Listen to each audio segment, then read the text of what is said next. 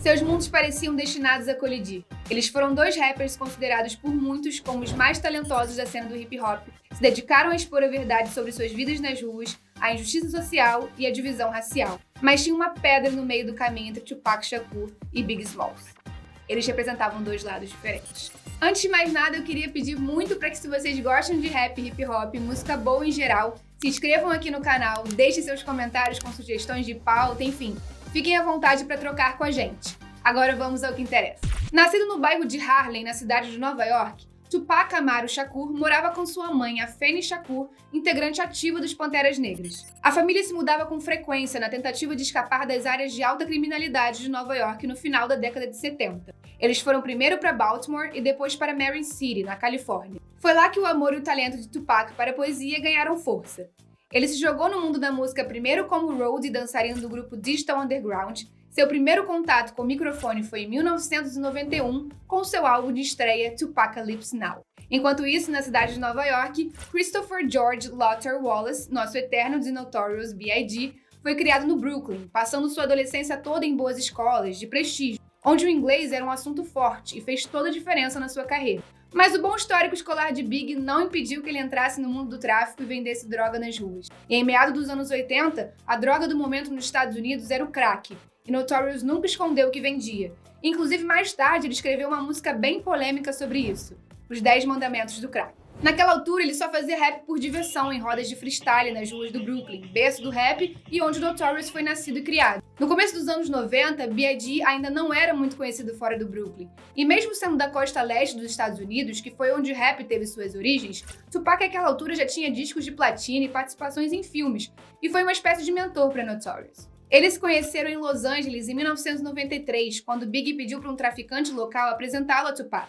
E de cara rolou um respeito mútuo, e a partir daí, Notorious e outros jovens rappers se reuniam em estúdios de gravação e quartos de hotel para ouvir as lições de Tupac sobre como dar certo na cena. Biggie dormia no sofá de Tupac quando ele estava na Califórnia, e Tupac sempre parava na vizinhança de Biggie quando ele estava em Nova York. É verdade esse bilhete. Não demorou muito para Biggie se destacar. Antes do lançamento do álbum Ready to Die, um divisor de águas na sua carreira, Big temia perder seu timing dentro do universo do hip-hop, considerando que o novo selo com que ele tinha assinado, o Bad Boy, que é do empresário Sean Combs, o Puffy, ainda não estava rendendo aqueles frutos. Sua carreira não estava lá aquelas coisas, e foi aí que Big pediu para Tupac assumir a função de agente, digamos assim, e a oferta foi recusada. Não, fica com o Puffy, disse a Big. Ele vai se transformar em uma estrela. Em Nova York, para gravar o filme Above the Rim, O Lance do Crime, de 94, Tupac se envolveu com um grupo bem barra pesada do Queens. Ele inclusive tentou inspirar seu personagem Birdie, membro de gangue envolvido em programas de basquete para jovens, em um malandro nascido no Haiti chamado Jax Agnant, o Raitan Jack. Tupac havia visto Raitan em uma casa noturna de Manhattan, ostentando horrores daquele jeito, pediu para ser apresentado e o santo deles bateu. Eles também se encontravam em um bar no Queens, onde Jack levava celebridades nível Madonna. Rolou um breve romance com Madonna depois dele ser apresentado a ela por Rosie Paris no Soul Train Awards de 93 em Los Angeles. Mas isso eu conto melhor pra vocês depois. Big, que frequentava os mesmos círculos que Raitan Jack e seus parceiros, passou a visão a Tupac, dizendo pra ficar longe do novo melhor amigo. Mas né? Tupac gostava da malandragem de Jack. Ele adorava o respeito e o reconhecimento que eu tinha em Nova York. E acho que ele queria esse mesmo respeito, disse Raitan Jack. Complicado. Os dois estavam se divertindo em uma casa noturna em Manhattan chamada Nels em novembro de 93, e foi lá que Tupac conheceu uma jovem de 19 anos chamada Ayanna Jackson. Rolou aquele flerte e acabaram indo para sua suíte no Le Parker Meridian Hotel. 4 dias depois, ela foi de novo ao hotel, mas encontrou não só Tupac, como também Raitan Jack e 2 outros manos. Ela fez uma denúncia contra o grupo, alegando ter sido estuprada, e Tupac tentou se defender dizendo que saiu do quarto quando os outros homens entraram e que foi dormir. Ela chamou a polícia e os 3 identificados foram presos. Os policiais também encontraram armas, que depois Tupac afirmou serem de Big. Aí complicou mais ainda. A promotoria alegou que Tupac havia oferecido a Ayanna como prêmio aos amigos. E mesmo tendo negado a acusação, depois do julgamento ele contou à revista Vibe que se culpava por não ter feito nada para protegê-la dos outros homens. Tupac contou a um repórter do jornal New York Daily News que o haitiano havia armado para ele, mas o dito cujo conseguiu passar batido fazendo um acordo com a polícia e se declarando culpado. Enfrentar um gangster renomado diante da imprensa é pedir para dar merda. Ironicamente, depois de passar tanto tempo com Jack Swalaya, Tupac se contagiou e começou a se sentir invencível. Ele ostentava, começou a usar joias extravagantes de milhares de dólares e estava mais do que convencido de que com ele ninguém mexia. Em 30 de novembro de 94, Tupac chegou muito crazy no Quad Studios na Times Square. Ele estava com 3 parceiros, nenhum segurança, e se deparou com outros 3 homens que não conhecia usando uniformes militares. Mas afinal de contas, essa era a moda do Brooklyn, lar do Big. Então Tupac supôs que os sujeitos estivessem com ele. Ele ficou mais tranquilo com a situação quando um parceiro do Big, o rapper Lil Cease, gritou do andar de cima que o Big estava lá gravando, que Puff estava junto. Tupac estava prestes a entrar no elevador quando os homens de uniforme sacaram pistolas 9mm e mandaram todos deitarem no chão. Tupac não obedeceu e tentou pegar a própria arma. O rapper foi baleado, espancado e teve suas joias roubadas. Ele se fingiu de morto para que os assaltantes ralassem, e então ele cambaleou até o elevador e subiu. Quando as portas abriram, ele viu Puff, Big e Henchman. Tupac disse que a equipe olhou para ele com surpresa e culpa. Guarda esse adjetivo aí. Mas Puff afirmou que não demonstrou nada além de amor e preocupação. Tupac não acreditava que aquele episódio tinha sido um mero assalto aleatório. Parecia que eles estavam com raiva de mim, afirmou. Ele disse que tomou 5 tiros, incluindo na cabeça e no escroto, embora as evidências forenses sugerissem que ele provavelmente atirou em si próprio. Loucura. Total. Puff e Big negaram qualquer tipo de envolvimento no crime, e Raitan Jack também tirou o seu da reta. Depois ele acabou inclusive sendo deportado para o Haiti por uma condenação à parte. Adeus, Raitan, já vai tarde. Em 1º de dezembro de 94, Tupac chegou a um fórum de Nova York todo enfaixado em uma cadeira de rodas e foi considerado culpado de abuso sexual no caso de Ayanna Jackson. A sentença mínima decretada foi de 1 ano e meio de prisão, podendo recorrer, e a fiança foi definida no valor bem de boa de 3 milhões de dólares. Tupac não conseguiu levantar o valor da fiança, obviamente, e acabou cumprindo a maior parte da sentença no Clinton Correctional Facility, presídio de segurança máxima no norte do estado de Nova York. Inclusive Me Against the World, o terceiro álbum do rapper, foi lançado logo após o início da pena. Ele já estava de saco cheio desse dramalhão todo da música, mas ele recuperou suas forças depois que um boato começou a rolar, vindo de pessoas que ele confiava, de que Big sabia que o tiroteio do Estúdio Quad iria acontecer. Aí deu ruim de vez. Ele me devia mais do que isso de virar a cabeça e fingir que não sabia que os malucos iam explodir meus miolos, disse mais tarde. E mesmo se Big não tivesse armado pra ele, Tupac achava que Big tinha o dever de, no mínimo, conseguir descobrir quem foi.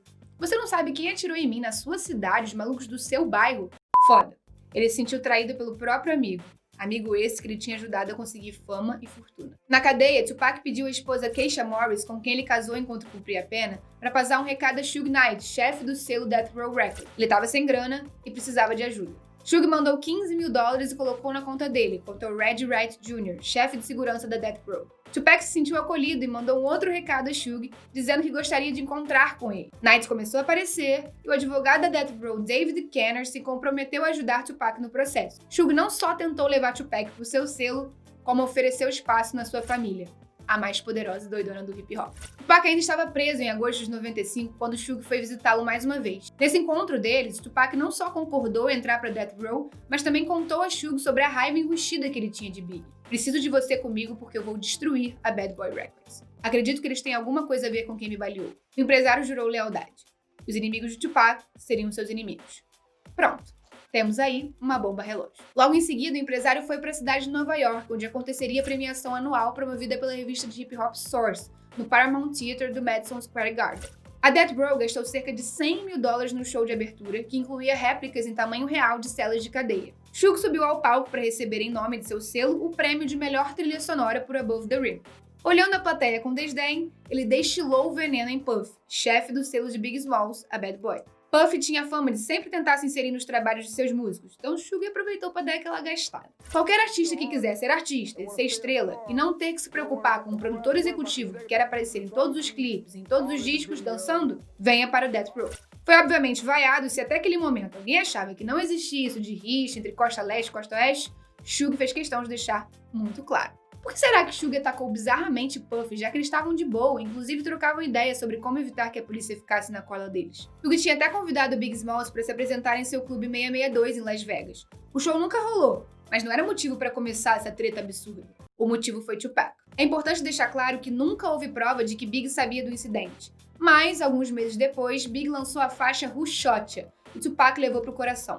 Ao que parece, a música foi gravada muito antes de Tupac ter levado os tiros durante o assalto no Quad Studios. Mas Tupac não levou isso em consideração. Até porque, isso era bastante evidente, Notorious gravou a canção e a lançou logo depois do assalto em que Tupac foi baleado. E tinha um trecho da canção que era extremamente provocador.